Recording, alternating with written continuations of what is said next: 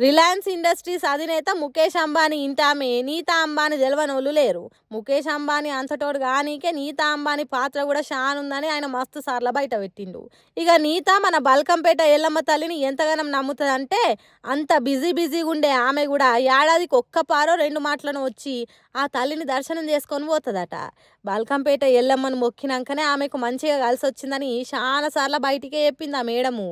అయితే ఈ తాప కూడా ఏప్రిల్ 23 తారీఖు నాడు నీతా అంబానీ తల్లి పూర్ణిమ దళాలు సోదరి మమతా దళాలు వచ్చిరట.